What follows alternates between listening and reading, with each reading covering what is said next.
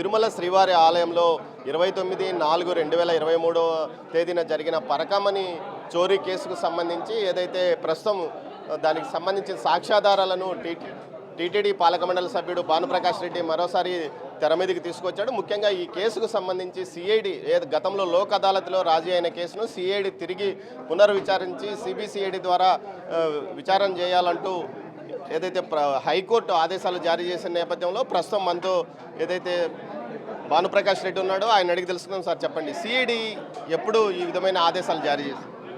నిన్న అత్యున్నత న్యాయస్థానం హైకోర్టు లోక్ అదాలత్లో చేసుకున్నటువంటి కాంప్రమైజ్ పిటిషన్ని రద్దు చేస్తూ దీన్ని సిబిసిఐడి ఐజీకి ఇన్వెస్టిగేట్ చేయమని చెప్పి వచ్చే నెల 13వ తేదీలోపు విచారణ పూర్తి చేసి సీల్డ్ కవర్లో నివేదిక సమర్పించవలసిందిగా హైకోర్టు ఆదేశాలు ఇవ్వడం జరిగింది.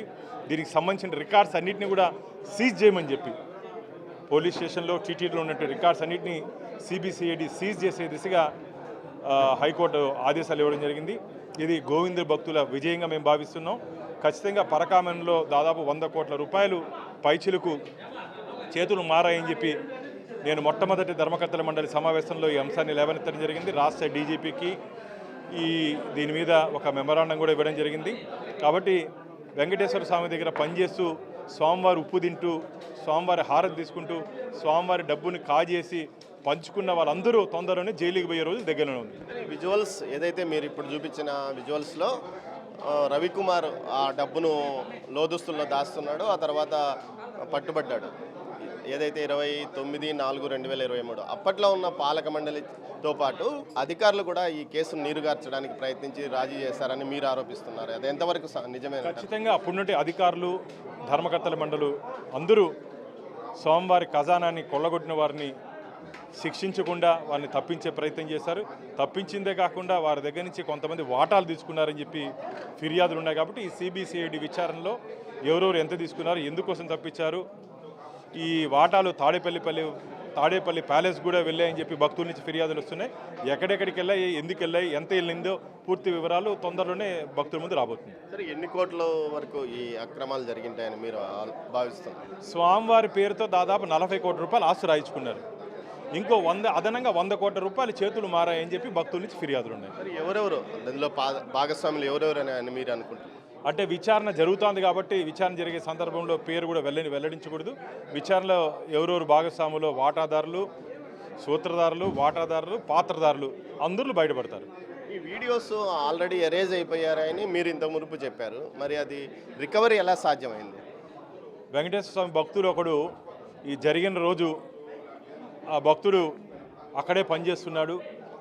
అతడు ఈ వీడియోస్ అన్నిటినీ సేవ్ చేసుకోవడం జరిగింది. అతనికి కూడా నిన్న ఈ కోర్టు ఉత్తర్వులు వచ్చిన తర్వాత నా దగ్గరికి వచ్చి, అన్న నా దగ్గర కొన్ని ఆధారాలు ఉన్నాయి, మీ దగ్గర ఇస్తాను అని చెప్పడం జరిగింది. భయపడుతూ చెప్తున్నాడు. ఇప్పుడు కూడా పాత వాళ్ళని చూసి భయపడే పరిస్థితి ఉంది. రాక్షసులు అంటే అందరికీ భయం. కానీ నేను ఒకటే చెప్తున్నా, ఆ భక్తుడిని కాపాడుకోవాల్సిన బాధ్యత మా మీద ఉంది. నేను టీటీడీ చైర్మన్ ఈవో గారి దృష్టికి తీసుకుని వెళ్ళి రెండోసారి మీరు పాలక మండలి సభ్యుడు, ఈ విధంగా గతంలో జరిగిన వ్యవహారాలను ఏదైతే రహస్యంగా విచారణ చేసి ఎవరు బాధ్యులైతే వారి మీద చర్యలు తీసుకునే విధంగా చర్యలు తీసుకోవాలి.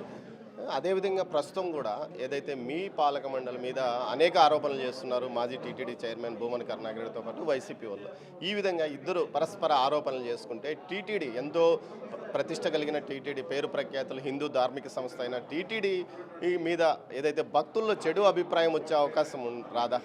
మేము ఆధారాలతో మాట్లాడుతున్నాం. మేము ఏదైనా సరే ఆధారాలతో మాట్లాడుతున్నాం. వారు అసత్య ఆరోపణలు చేస్తున్నారు. ఆధారాలకి అసత్య ఆరోపణలకి చాలా తేడా ఉంది. టీటీడీని వారు రాజకీయ పునరావాస కేంద్రంగా వాడుకుంటున్నారు. టీటీడీ ప్రతిష్టత దిగజార్చకుండా ఉండే దిశగా మేము ప్రయత్నం చేస్తున్నాం. సరే, అయితే దీనికి పులి స్టాప్ లేదంటారా?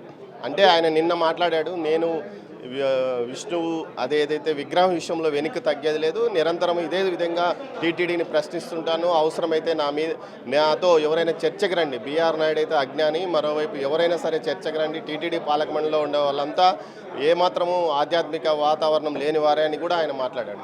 ఆయనకి స్వామివారి మీద ఎంత భక్తి ఉందో అందరికీ తెలుసు.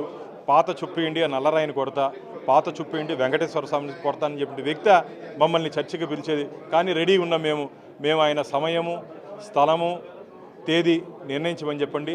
మా దగ్గర నుండి ఆధారాలతో మేము వచ్చేదానికి మేము సిద్ధంగా ఉన్నాం. అసలు నీ హయాంలో ఈ పరకామణిలో ఇంత భారీ కుంభకోణం చేస్తే నువ్వెందుకు మౌనంగా ఉన్నావయ్యా? మౌనముని నువ్వెందుకు మౌనంగా ఉన్నావు అని అడుగుతున్నా. ఈరోజు ఏదో గోవిందదాసు ఆ దాసు అన్నమయ్య దాసు అంటున్నావు కదా, ఆ రోజు ఏమైంది నీ భక్తి అంతా? ఏమైంది నీ శ్రద్ధ అంతా?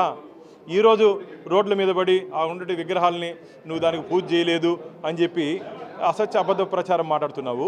నువ్వా మా గురించి మాట్లాడేది అని చెప్పి నేను వారిని ప్రశ్నిస్తున్నా.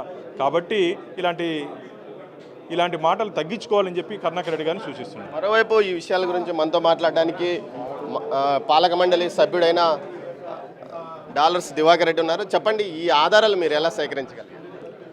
ఈరోజు భగవంతుడు చూసి గత ప్రభుత్వం చేసినటువంటి తప్పుల్ని భరించి ఈరోజు వాళ్ళు మాట్లాడేటువంటి మాటలను చూసి భగవంతుడే ఒక రూపంలో వచ్చి ఈరోజు ప్రజలకు అందరికి కూడా ఈ వీడియో తెలియాలని చెప్పేసి మేము చాలా కష్టపడి ఈ వీడియోని సంపాదించాం.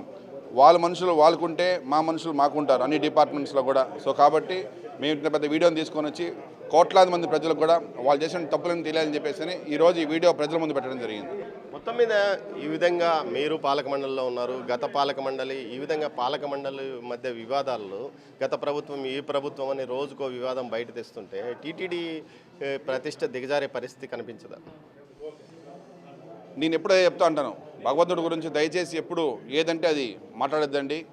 మనకి ఎంతవరకు భగవంతుని కూడా 10 మందికి నమ్మకం ఉండేటువంటి ఈరోజు ప్రపంచంలో ఉన్నటువంటి అందరూ కూడా ఈరోజు ఆంధ్ర రాష్ట్రంలో ఉన్నటువంటి తిరుపతికి రావడం జరుగుతుంది. సో అట్లాంటిది ఇంత పెద్ద క్రైమ్ చేసి కూడా ఇంకా వాళ్ళు ఇంట్లో కూర్చొని ఏమంటే వీడియోలు దయచేసి ఇంకా మీరు మానేయాలని చెప్పి నేను మనస్ఫూర్తిగా కోరుకుంటున్నాను. ఏదైతే టీటీడీ పరకామణి కేసు 2023 ఏప్రిల్ నెలలో జరిగింది. ఆ తర్వాత 2 నెలలకు దాన్ని లోక్ అదాలత్లో రాజీ చేసిన నేపథ్యము, తర్వాత పరిణామాల నేపథ్యంలో ఈ కేసు గురించి గతం నుంచి ఇప్పటి వరకు పోరాటం చేసిన భానుప్రకాష్ రెడ్డితో పాటు మరికొంతమంది ఏదైతే శ్రీనివాసులు అనే వ్యక్తి హైకోర్టు వెళ్ళగా హైకోర్టు ఈ కేసును